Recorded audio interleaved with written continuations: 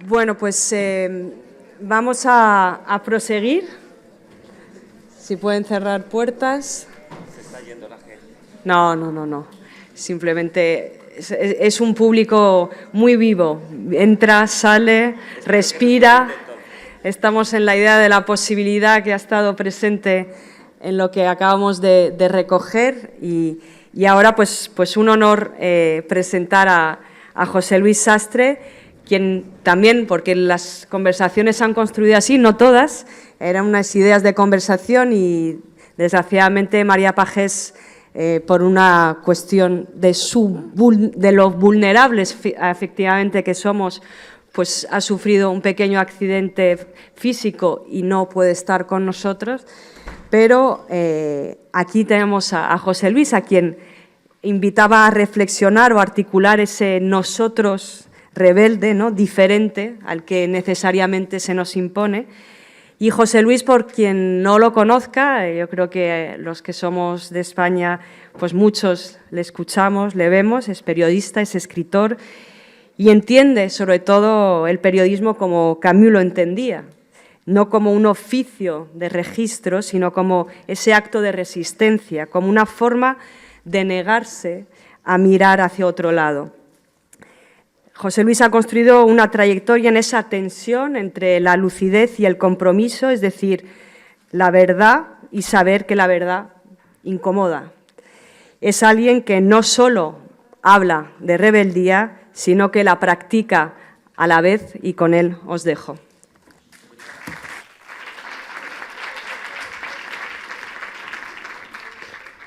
Hola.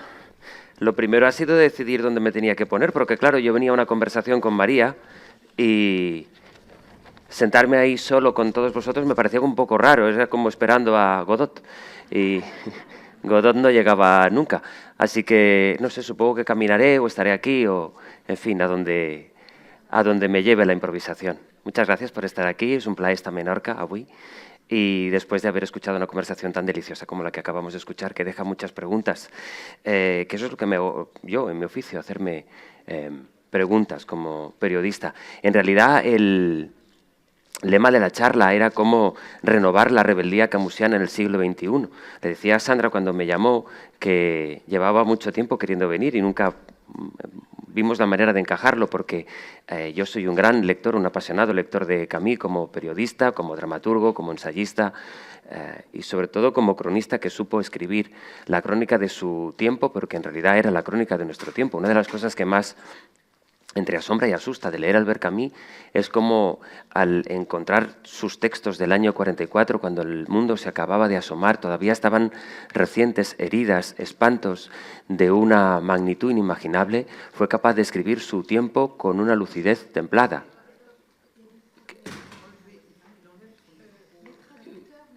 El traductor no... ¿Tengo que hablar más despacio, quizá? ¿Tengo que quitarme la diadema? Y hablar solo por aquí. Vaya, por Dios. Pues entonces ya no voy a andar.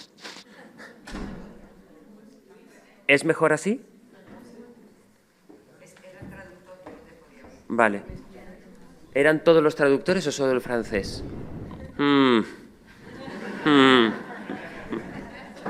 Gracias. Pues entonces me quedaré aquí como si fuera un profesor universitario. Cuando iba a venir aquí me preguntó, la idea era renovar la rebeldía camusiana. ¿Qué es ser rebelde hoy, no? O ser rebelde tal como lo entendía Camus. Un compañero me preguntó en una entrevista, pero entonces, qué combativo, ¿no? ¿Vas a defender la revolución? Y al principio pensé que no había entendido bien el concepto y luego pensé que quizá el que no lo estaba entendiendo era yo, ¿no? Claro, cuando hablamos de rebeldía muchas veces lo asociamos con la idea de revolución. Y pensé en esta distinción cuando venía hacia Menorca. ¿Qué diferencia hay entre la revolución y la rebeldía? Parece muy obvia y a veces, muchas veces me digo que estamos en el tiempo de repetir las cosas tan obvias, de decirnos que aquellas cosas que pensábamos que estaban ya adquiridas, que eran tan obvias, que eran verdades sabidas, es momento de repetirlas, de verbalizarlas. En la medida en que cuando expresamos las cosas, cuando las decimos, parece que las reafirmamos por lo menos en nuestro pensamiento, ¿no? La revolución apela a un nosotros. La revolución se hace colectivamente. La rebeldía parte de una actitud individual. Me ha interesado muchísimo la conversación que nos ha precedido porque la idea de comunidad creo que es la que subyace en toda esta idea, ¿no? Es imposible que seamos rebeldes sin tener claro quiénes somos nosotros. Y esa es la primera de las cuestiones que os quería plantear hoy. Que la rebeldía, a pesar de que la revolución necesite de la construcción, del trabajo, del empeño, del afán de cada uno de nosotros, de una sociedad, quizá de un interés más que de una sociedad, y esa puede que sea la diferencia. La revolución lucha por un objetivo o contra un enemigo común, pero no le es necesario, al menos en su origen, la idea de la comunidad. En la rebeldía necesitamos de una actitud personal, el yo, incardinado dentro de una sociedad. Y esta es la cosa. No sé si se puede ser un egoísta y un rebelde. Supongo que no. La rebeldía exige de una actitud personal, pero proyectada hacia los demás. Tú eres rebelde contra una injusticia, que te afecta a ti, pero en general que afecta a otros como tú. Para ser rebelde necesitas una visión justa del mundo. Decía que a mí que el rebelde no es un anarquista, que el rebelde lucha por establecer un orden, por cambiar el orden que hay, pero no es una persona que aspire a un mundo de caos, a un mundo anárquico. Al revés, el rebelde aspira a un orden, a que haya un orden dentro de ese mundo. Por tanto, el rebelde, a diferencia del revolucionario o emparentado con el revolucionario, tiene una construcción mental, una idea de la comunidad. Y es imposible tener esa idea de la comunidad sin saber qué es la fraternidad. Antes Antonio citaba a Foucault cuando decía que la amistad es una manera de vivir. No sé si son sinónimas las palabras amistad y fraternidad, pero seguramente no se entiendan bien la una sin la otra. Y por eso creo que el primer apunte que deberíamos hacer es que más que qué es la rebeldía, previa a esa pregunta, la pregunta es ¿y quiénes somos nosotros? ¿Quiénes somos nosotros hoy? Sin necesidad de ponerse muy trascendente, ¿no? En la famosa polémica entre Camus y Sartre, lo que le reprocharon cuando se publicó L'Homme Révolté, cuando se publica este libro y entonces ellos protagonizan una de las divisiones intelectuales más importantes, creo, de nuestro pasado siglo, lo que le reprocharon a Camus es que fuera un filósofo de sofá, le dijeron. No hace falta grandes. A mí lo que me cautivó de Camus es que podía enunciar los principios filosóficos más profundos a partir de las formulaciones más sencillas. Cuando dice al final de la Segunda Guerra Mundial, en el año 44, que no quieren ningún reconocimiento ni ninguna reivindicación, que la paz de sus corazones estará en que hicieron lo que había que hacer, a mí no me hace falta hablar de epistemología, ni de principios muy sesudos, ni de acudir a los socráticos y a los presocráticos, a Schopenhauer y a Nietzsche y a todos los demás, sin renunciar, por supuesto, a ninguna de sus enseñanzas. Pero para responder a la pregunta de quiénes somos, yo no quisiera acudir a Kant. Bastaría con mirarme en el espejo y concitar la tranquilidad de poder ir a dormir y dormir tranquilo. Yo que tengo un horario de trabajo un poco extraño, que seguramente forme parte dentro de unos años del Código Penal, levantarse a estas horas. Cada vez necesito más la tranquilidad que me permita irme a dormir tranquilo. Y eso supongo que tiene que ver con la idea del bien y del mal, la idea de la justicia, la idea del deber camusiano. Eso tiene que ver con la idea de ¿y quién soy? ¿Quiénes somos nosotros? ¿Y qué es lo que queremos hacer? Es imposible formularse la idea, plantearse qué es ser rebelde hoy, sin saber antes quiénes somos nosotros, en un mundo apocalíptico, abocado cada 5 minutos al riesgo del fin del mundo, de la explosión inminente. Cuando no es una guerra, son los aranceles, cuando no es un retroceso en la construcción democrática, o ahora, de nuevo, un virus. Antes se hablaba del miedo. Yo quisiera añadir el concepto del odio. Sobre eso se construyen hoy proyectos políticos que resultan muy atractivos, cada vez más atractivos, seguramente porque se construyan en contra de otros principios, en contra de otras promesas, sobre otros fracasos, sobre promesas incumplidas. En este mundo tan cambiante, a punto de la aniquilación cada 5 minutos, sometido a las alertas en el teléfono móvil, a una globalización que traspasó la propia globalización, ¿quiénes demonios somos nosotros? ¿Por qué vale la pena rebelarse hoy? ¿Qué es la rebeldía? Formulé unos pocos principios, no muy complicados, no muy rebuscados, pero que a mí me ayudan, vuelvo a lo otro, vuelvo a lo de mencionar lo más obvio, me ayudan a saber sobre qué pies camino, sobre dónde ando. El primero es saber dónde estoy, saber cuál es nuestro lugar. Cuando antes Cintia decía, no vamos a cambiar el mundo, pero estaría bien que, por lo menos con un lazo fraternal, mejoráramos nuestro entorno más inmediato. Acudo mucho a Voltaire, y si habéis leído El Cándido, sabéis que al final del Cándido él emplaza a cuidar nuestra huerta. Él que paseó a Cándido ante las mayores tragedias de su época y que se fue preguntando con Pangloss si era posible o no ser optimismo pese a todo, la lección final de Voltaire en El Cándido fue: cuidad de vuestra huerta.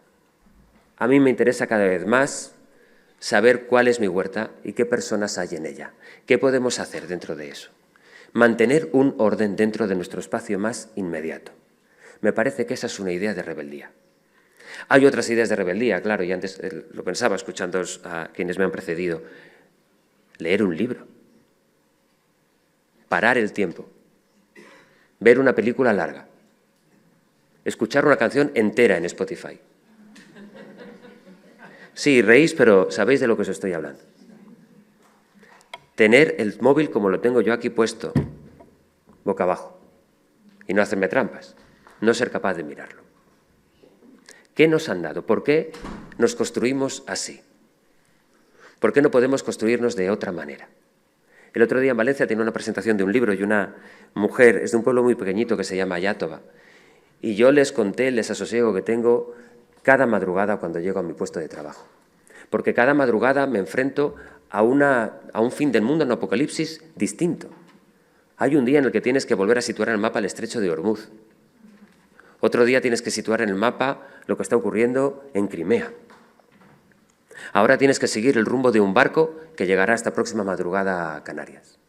Y esta mujer, que es de ese municipio tan pequeño que se llama Iàtova, me dijo: Sastre, es que yo vivo en un pueblo, esta idea de fin del mundo yo en realidad no la tengo porque Donald Trump me pilla muy, muy lejos. Entendí lo que me quería decir, pero claro, el desasosiego es con todos. No tiene que ver en el lugar físico. Del lugar del que os hablo no es un lugar físico. Es casi un estado mental. ¿Dónde estamos nosotros? ¿Y quiénes somos? Y ante esta magnitud del mundo, ¿qué podemos hacer nosotros? La segunda idea de ¿qué es ser un rebelde hoy? El otro día me preguntaba, ¿acaso habemos llegado al punto en que ser un rebelde consiste casi en defender la institucionalidad? ¿Puede ser que la revolución ahora sea defender a la Unión Europea? ¿Será posible eso? Y la respuesta es que quizás sí. Claro, hay mucha gente que quiere destruir este mundo porque no quiere destruir este mundo. Lo que quiere es destruir los valores sobre los que se cimentó este mundo. Y eso exige de una reflexión autocrítica. Muchas de las cosas que nos han traído hasta aquí, que nos han permitido progresos innegables, se han hecho a partir de unas ideas que mucha gente no supo defender bien o no con la suficiente capacidad de atracción. Hay mucha gente que se ha ido perdiendo por el camino. ¿Es de extrema derecha toda la gente que vota a la extrema derecha? ¡Wow! Gran pregunta. No tengo clara la respuesta, pero me desasosiega, por supuesto. La idea de Europa es mi lugar. Me siento un poco extraño, reivindicando una idea que empezó a construirse en la década de los 50, después de la Segunda Guerra Mundial. Es posible que el futuro esté, que el progreso esté en una idea que ya pensábamos consolidada.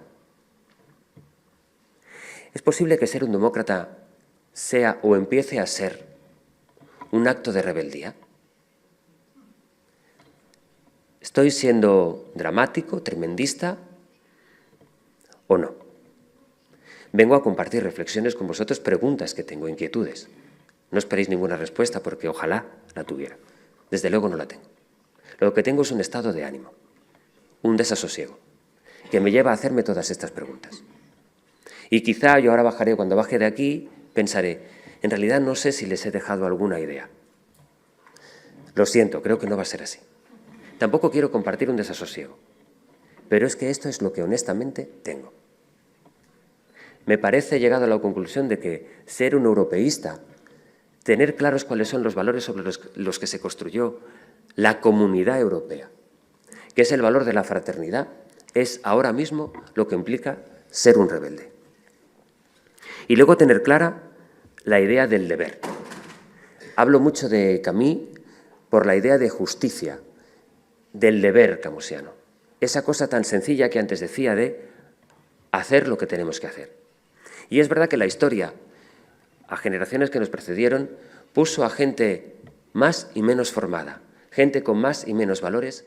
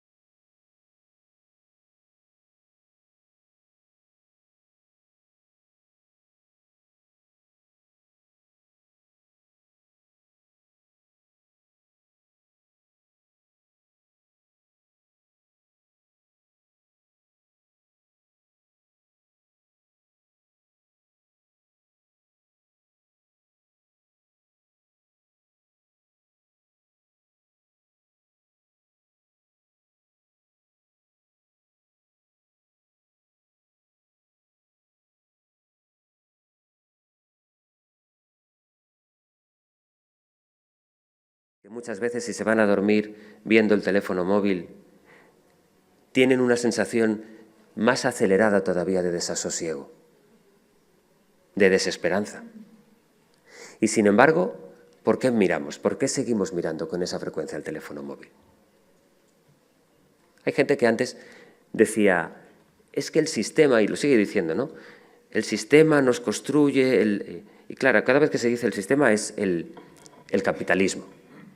Y este capitalismo tecnológico, que tantas veces criticamos, que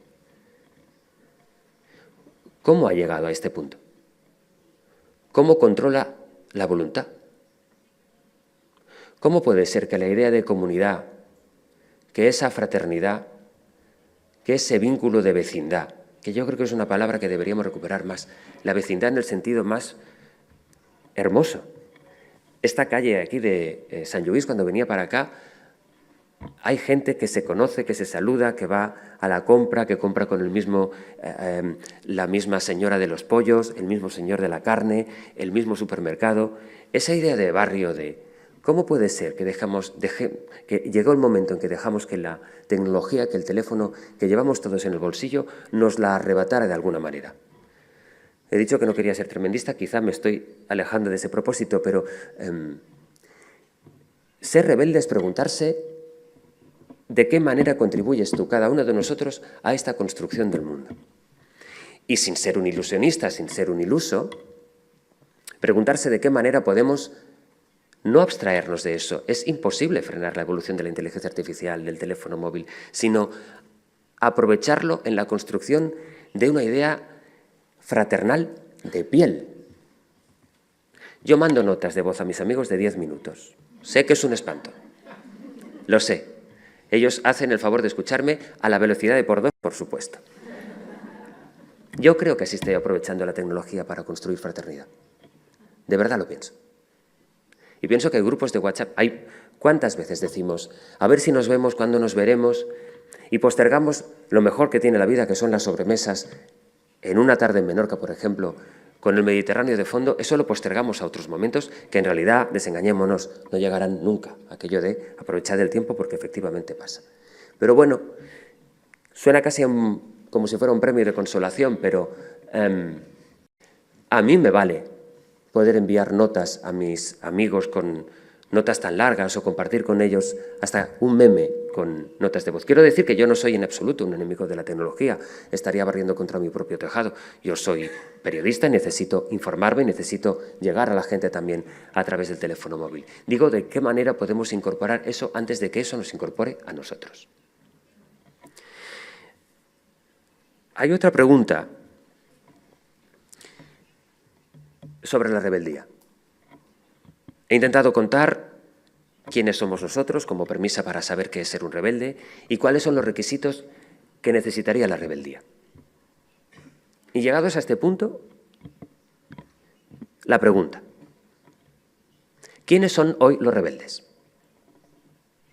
Durante mucho tiempo la rebeldía se asoció a la Sorbona de París, al mayo del 68, a las grandes universidades, a aquellos que corrieron delante de los grises. La gente joven hoy, o mucha gente joven hoy, ¿con qué identifica la rebeldía? ¿Qué ha tenido que ocurrir? ¿Qué ha sucedido para que hoy la idea de rebeldía esté para mucha gente y especialmente muchos chicos, hombres, jóvenes, en pulsiones autoritarias? ¿Por qué se asocia hoy la rebeldía a eso? ¿Cuántos fracasos han tenido que ocurrir hasta ahora? ¿Cuántas complacencias y discursos autocomplacientes? ¿Y cuánta gente que ha sabido ver ahí que había un nicho y explotarlo?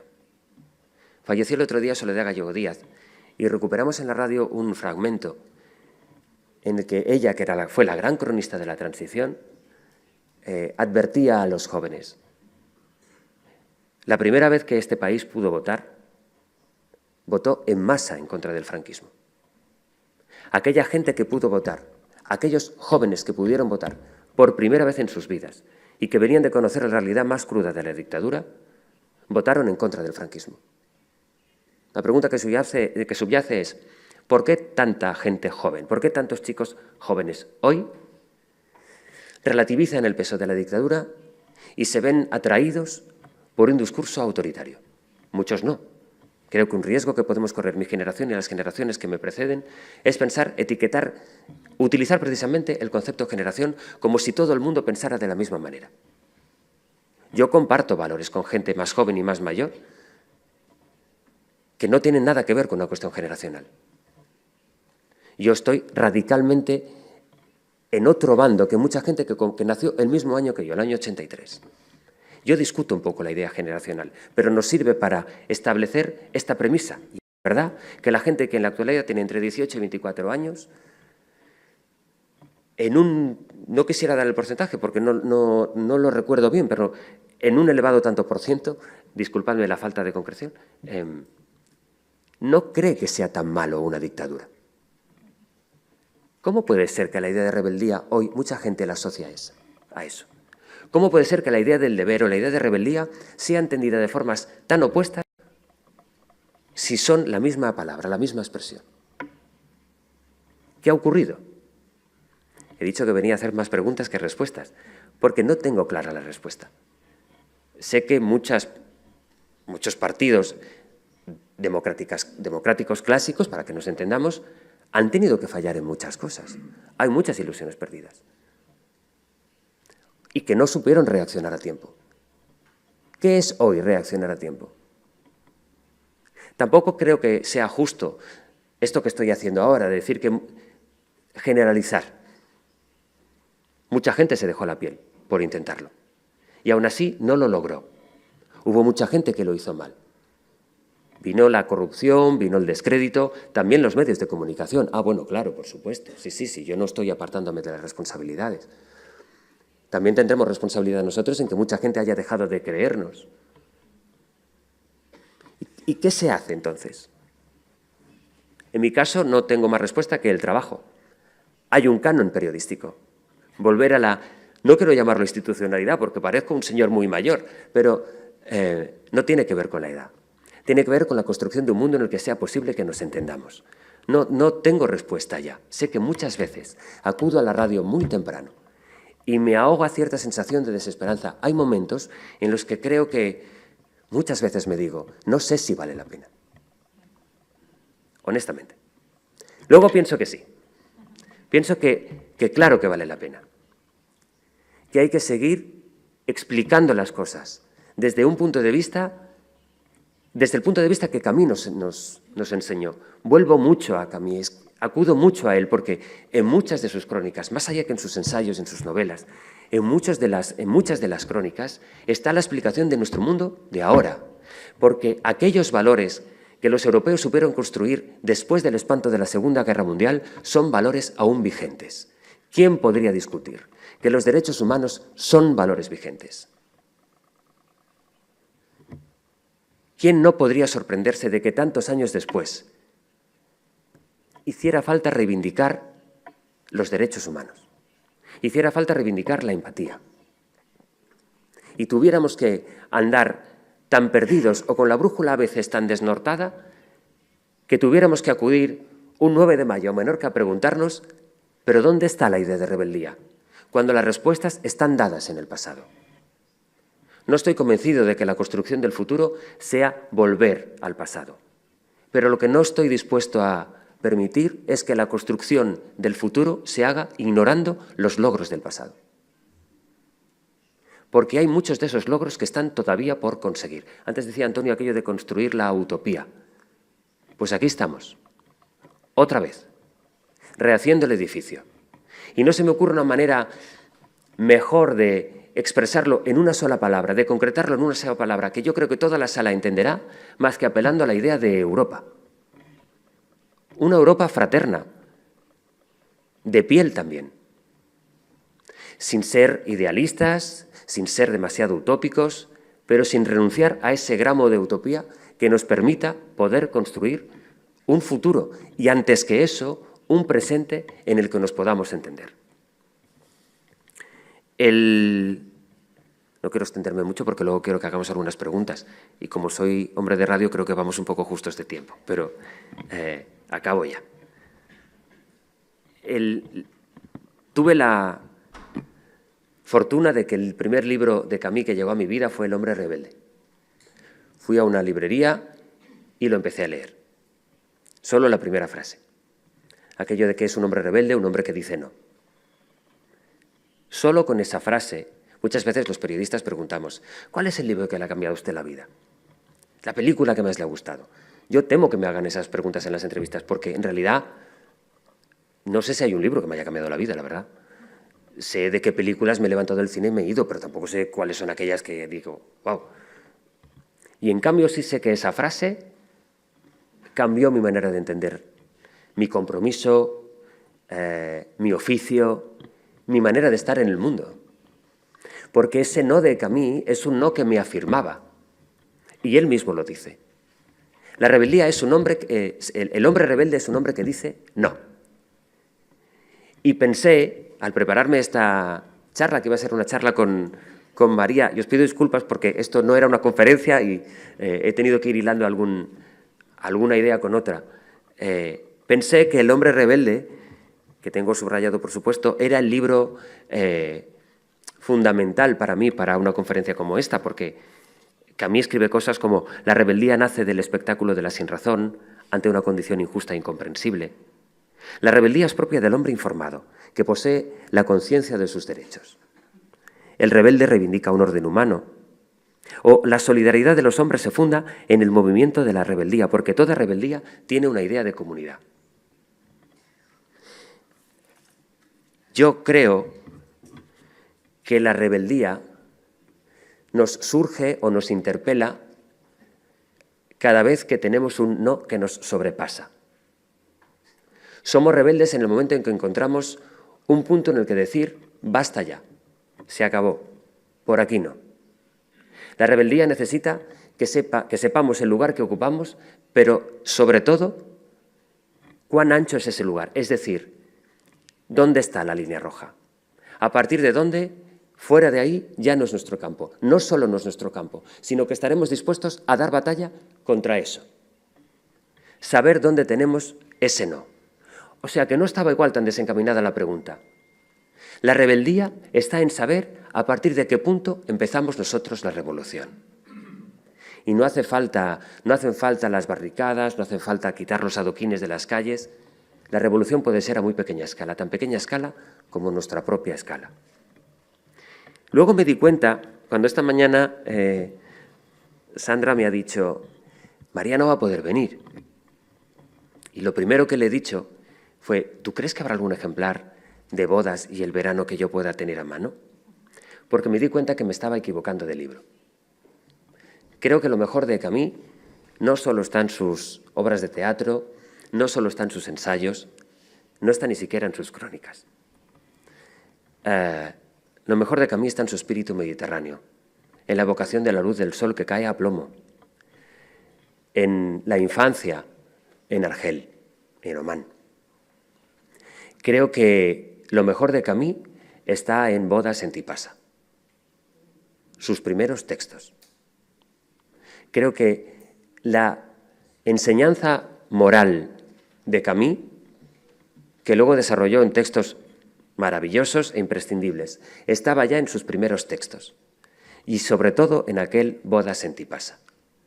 Yo empecé a leerlo y pensé, no sé a dónde me va a llevar, porque estos son evocaciones de un escritor que está empezando, porque se nota mucho, se detiene mucho en muchas descripciones, pero al final acaba hablando del disfrute de la vida.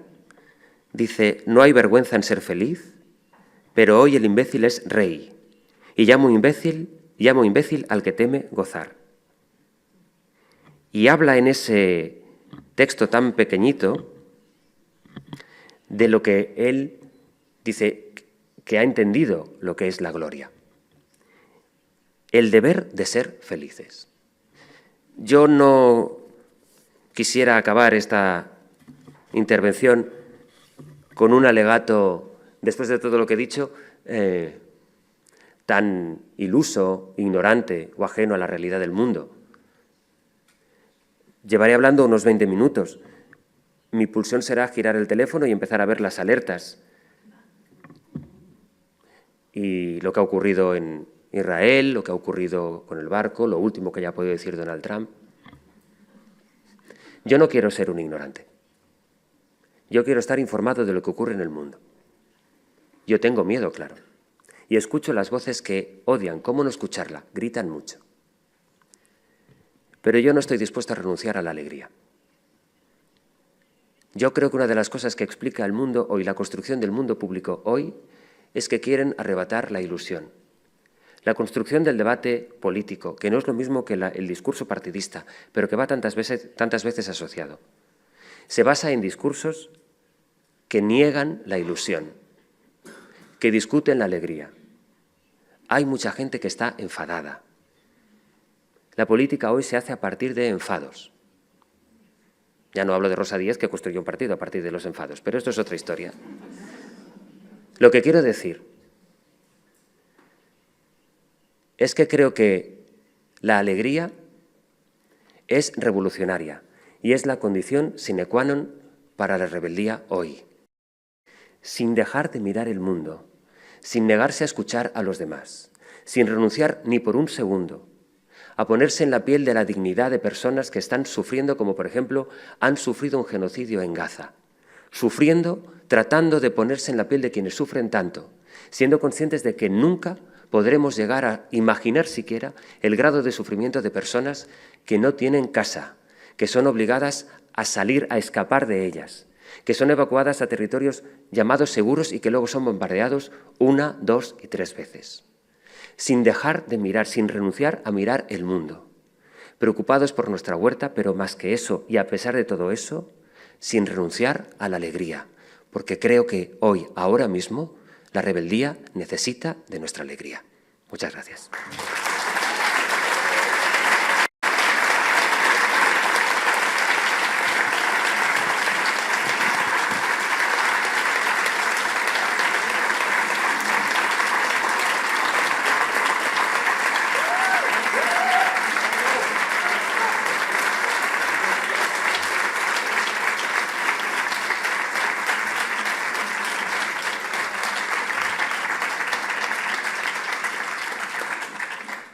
Ay, lo que he echado de menos tener a María aquí. ¿Hacemos preguntas o no sé cómo vamos de tiempo? Sandra, tú mandas. Tenemos un poco de tiempo, o sea que si hay alguna pregunta. ¿Sí? Allí hay una pregunta.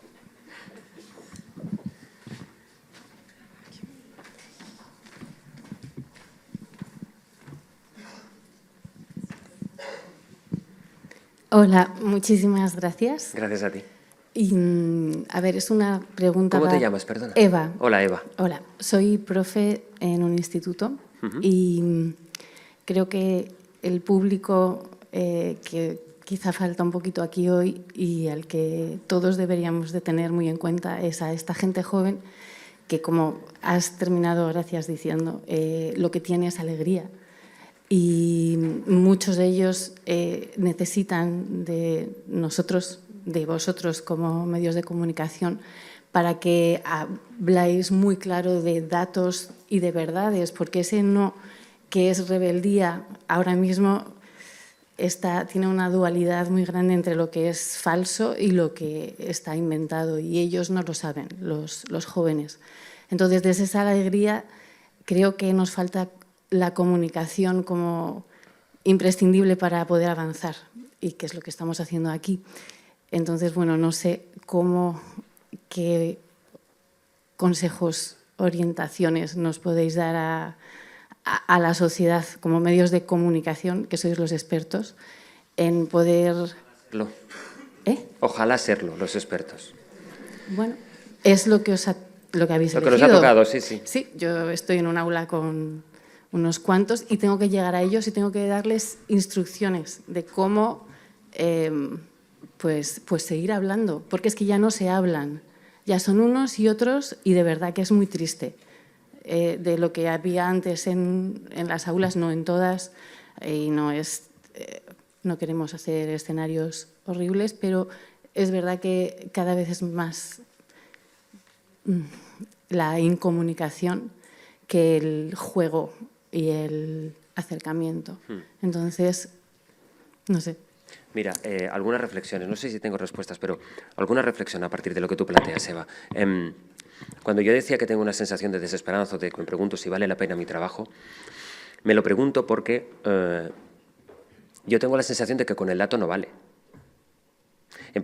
Cuando empezaron a circular tantos bulos y tanta información falsa, nos empeñamos mucho, y es una cosa que está en nuestro deber, también en la exigencia del ciudadano en querer saber, que no le engañen, desmontar bulos, ir al dato.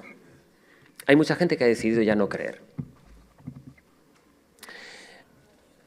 ¿Cómo se combate eso? Si se construye antes el prejuicio que un juicio. La credibilidad cuesta muchísimo conseguirla y, en cambio, se destruye en un segundo, en una ráfaga de segundo, solo con un dato que des mal, a pesar de que tú apliques todos los criterios lo más profesionales que puedas.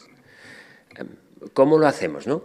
¿Cómo hacemos que se destruya una idea preconcebida que mucha gente que cala? Hay mucho mito contra la inmigración que ha calado precisamente ajena al dato, porque hay una construcción simbólica que precede a eso, que crea un marco para que eso sea creído. ¿Qué podemos hacer?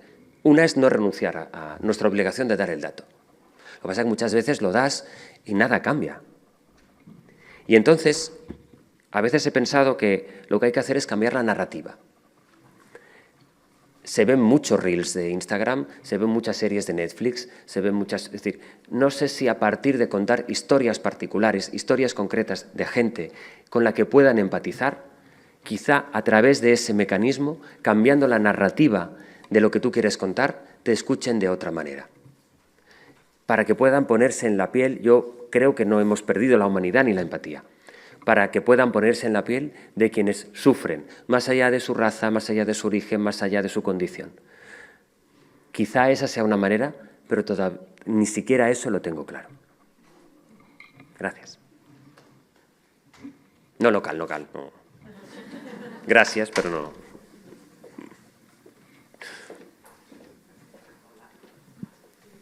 Hola, José Luis. Buenos Hola. días. Mi nombre es Ruth. Hola, Ruth. Muchas gracias por tu charla y por todo el contenido que tiene y el mensaje y el no renunciar a la alegría, ¿no? A pesar de todo. Sin embargo, yo quiero hacer es una petición, así que lanzo a los medios de comunicación. Creo que la mirada del mundo que tenemos todos es la que tenemos a través de los medios de comunicación y, evidentemente, con sus filtraciones en redes sociales, ¿no? Entonces, yo no sé, yo oí una vez a un profesor en la universidad diciendo que… Yo no soy periodista, estudié Derecho, que no sé si se seguía enseñando en la universidad que las buenas noticias no eran noticias. Entonces, no sé cómo vosotros desde dentro de las redacciones podéis combatir el peso de informaciones con una carga catastrófica con otras cosas que pasan en el mundo, porque es verdad que hay proyectos maravillosos, el arte, la ciencia, y al cual se le dedica muy poco tiempo en los medios de comunicación, o menos de lo que creo que nuestra salud mental necesitaría. ¿Cómo podéis hacer para no sacar el tuit del señor Trump cada mañana que se despierta? No sé, le estamos dando mucha atención también, ¿no? ¿Cómo podemos compensar eso? Te hago una petición desde la salud mental de todas las personas. Yo hago dieta, solo la única que hago es dieta informática. De verdad, no me privo de otras cosas, me encanta el chocolate, una copita de vino, pero de lo que hago dieta de verdad para mi salud mental, y lo digo de verdad para no vivir con angustia. Lamento mucho que trabajes en un medio de comunicación y debe ser tremendo para ti digerir todo eso todos los días. Pero yo no haría tanta dieta si tuviera más información de temas maravillosos, optimistas, ilusionantes, y eso sois los medios de comunicación también los que tenéis que trabajar por ellos. ¿Entiendes mi petición, verdad? Sí, claro que la entiendo. Nada más, ahí me quedo. Claro que la entiendo. Gracias. Gracias a ti por tu pregunta. Te la voy a devolver con otra pregunta, Ruth. Pero espera, no le quites el micro todavía, Ruth, que Ruth se va a enterar. Yo voy a hacer un experimento contigo. Vale. Tú imagínate. Yo a las 8 de la mañana, que es el momento en que más se escucha la radio en este país, no abro con el último tuit de Donald Trump, que no siempre lo hacemos, los ponemos en contexto. Pero ponte que Donald Trump anuncia que se ha acabado lo de Hormuz, que se le ha acabado la paciencia y que va a empezar a atacar en otra escala ya Irán. Eso te va a subir a ti el precio de la gasolina, eso va por no hablar ya de las muertes que va a seguir provocando, va a cambiar el mapa geopolítico del planeta y te va a afectar a ti en lo más inmediato. Yo tengo esa alternativa. O luego puedo abrirte con un debate de 8 científicos que vengan a la radio a hablar de los últimos hallazgos científicos y la dificultad que tienen para que se financien sus proyectos, pero que aún así han conseguido avances importantes en el laboratorio. Yo te lanzo un reto, Ruth. Yo te abro con eso 1 hora y te lo intento hacer lo más interesante posible. Pero tú no me cambies de emisora a los 5 minutos. Porque ¿sabes qué ocurre? Que muchas veces pedimos cosas que luego no consumimos. Eso de que a mí me interesan mucho las buenas noticias, déjame que lo dude. No en tu caso particular, que yo estoy seguro que todo el mundo, pero claro, pero cómo no, a mí también. A mí me gustaría, yo no hago la escaleta pensando, vamos a fastidiar en la mañana a Ruth, para que a las 8:03 ya se le atragante el croissant. Mi objetivo, mi propósito, es contarte el mundo de manera que tú no pierdas la fe en el mundo. Yo me comprometo contigo a tratar de contarte lo que ocurre sin darte una visión catastrofista, pero tampoco sin renunciar a contarte lo que creo que debes saber. Yo tengo que contarte lo que no funciona bien. Si hay un genocidio, mi obligación es muchas veces, en la época de más espanto del genocidio, muchísimos oyentes me escribían para decirme, ¿otra vez? Es que no puedo más de escucharlo. Ya. Estoy de acuerdo contigo. No te estoy pidiendo que no nos habléis como, vamos a hablar ahora de pájaros y flores y por supuesto que hay que hablar de esas cosas, pero no solo, no solo, por favor. Y ahí voy. Sí. Si yo intento hacer la dieta lo más variada posible. Estoy en un programa que dura 6 horas. Yo hablo de cocina, hablo de ciencia, de todas esas cosas también hablo. Pero hay un momento en que yo tengo que contar a la gente que me quiere escuchar. De hecho, es al revés. Mucha gente acude a nosotros para tratar de encontrar un orden jerarquizado bajo un criterio profesional de las noticias, desde un punto de vista editorial. Si es que cuando decimos aquello de la objetividad, la subjetividad, no, yo tengo una manera de mirar el mundo, que no me abstrae, no renuncio a mirar las cosas que ocurren desde mis valores, pero de la manera más sencilla y precisa, honesta y sincera posible. Yo tengo que contar qué es lo que hay. Este es mi trabajo. Si hay un genocidio, lo tengo que contar. Y si Trump pone un tuit, te aseguro que no contamos cada tuit de Trump, porque es que entonces no tendríamos programación. Porque tuitea todo el rato. Pero si hay un tuit de Trump que va a afectarnos, tenemos la obligación de contarlo. Yo sé que cuando hay muy malas noticias, la gente... Mira, la prensa deportiva esto lo ilustra perfectamente. Si tú eres del Barça y tu equipo palma, a la mañana siguiente el Sport y el mundo deportivo bajan las ventas. Porque no queremos malas noticias, pero el Sport y el mundo deportivo no van a dejar de contar, no pueden contar que el Barça ha hecho otro resultado más que el que tuvo. Y al revés pasa cuando pierde el Madrid, se disparan las ventas. Porque son buenas noticias para los aficionados del Barça. Forma parte de la condición humana. Tratamos de llegar a un equilibrio. Por eso yo creo que ahí está la clave en la diferente oferta que hacemos los medios de comunicación. No todos contamos ni las mismas cosas ni las contamos igual. Pero hay muchas veces que yo me hago el propósito de contar, a ver, este asunto que es tan importante, Ayer fui a la Feria de Inventores de la Universitat Politécnica de Valencia. Había auténticas filigranas de chavales de 20 años. No tendría que dejar... Es que hablaré de eso, pero también tendré que hablar de otras cosas. De todas formas, tengo que decir en tu... Ahora. Ahora. Me pones verde y luego ya... No, era todos los medios de comunicación. Sí, lo he entendido. Me has pillado ahí, eres el representante que no, hoy de esto. No, tengo que decir que la radio es la más inocua para el cerebro. El impacto no es el mismo. No sé si es un cumplido eso, Ruth. No, sí. Desde la ansiedad vital es mucho peor las imágenes en televisión, etc. Eso sí. Y la radio es más amable, abre al diálogo, dialogáis con más gente, no es solo un... Pues hacerle caso a Ruth y poner la radio todas las mañanas, si es que otra cosa no os puedo decir. Muchas gracias.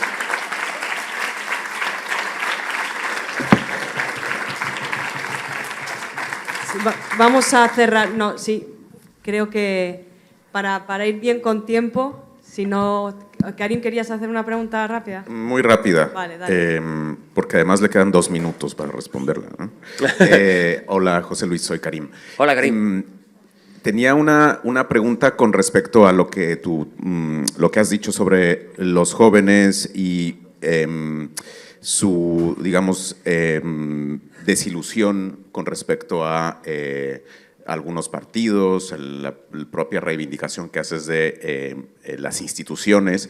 Yo no sé si esto tiene que ver con algo que has mencionado también y que se ha mencionado antes, con la inmediatez, con este deseo de tener respuestas rápidas a todo. Y entonces que no hay tiempo para aceptar el fracaso de una institución o de un partido político, ¿no? Forma parte de que, igual para los chavales, las cagao y ya está, ¿no? Entonces voy a votar al otro porque no hay tiempo.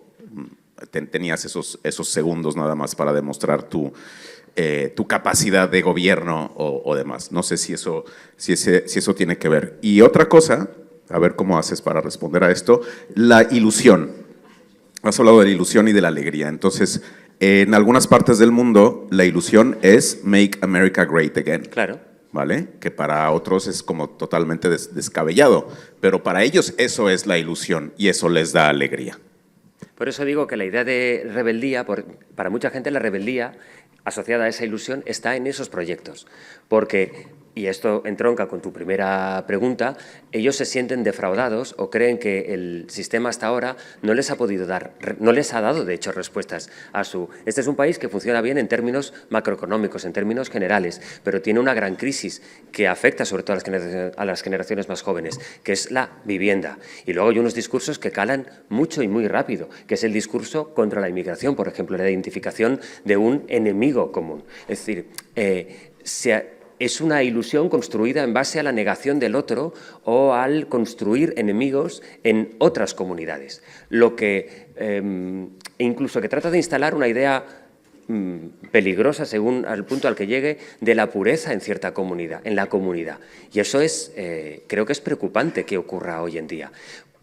Claro, ante una desilusión, lo que hacen proyectos como el de Trump es proponer una ilusión. Han sabido hacer que, no quiero decir que cambie de bando, porque no me parece que la rebeldía forme parte de ningún campo político. Es una premisa humana. Entonces, lo que digo es que los que se aprovechan de este discurso son los que han sabido situar la ilusión en su terreno político, con una finalidad política. Pero es extraño esto, que se construya la ilusión a partir de discursos basados en miedo y en odio.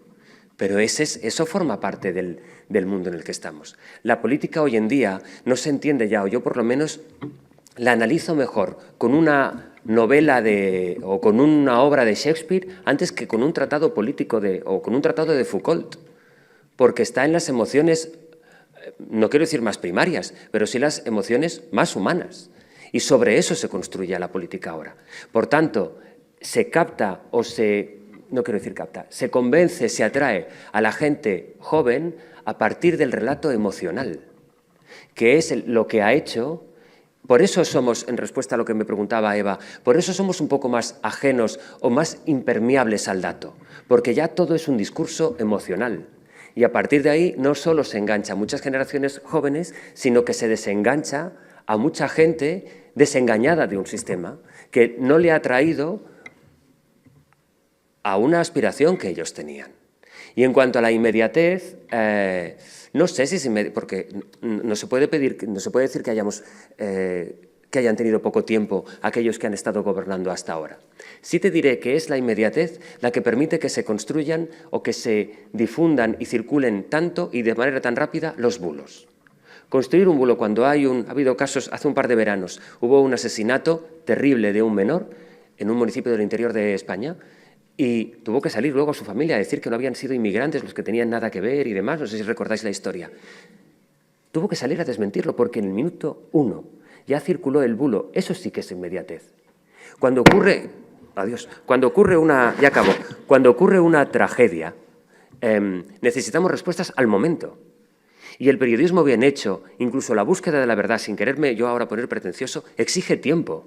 Yo no tengo respuestas al momento de lo que acaba de ocurrir. Mi trabajo es parar, preguntar, construir un relato y cuando tenga todos los extremos mínimamente confirmados, trasladárselo a la gente. Pero en lo que yo he tardado en hacer esto, y la Dana de Valencia fue un ejemplo clamoroso de esto de lo que estoy hablando, mucha gente ha colocado en el segundo 1 un bulo que tú dirás, yo eso no me lo creo, pero dará igual, porque en tu cabeza ese marco, de alguna manera, aunque sea para negarlo, ya se habrá construido.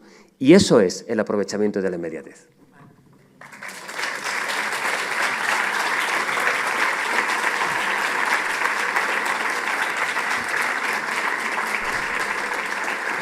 Bueno, pues muchísimas gracias, Muchas José Luis. gracias. Gracias por haber estado ahí sin tu compañera, pero sin duda nos has acompañado con tus palabras y dando ese espacio de alegría tan necesario hoy en día. Gracias. Muchas gracias. Moltes gràcies a tothom. Gràcies.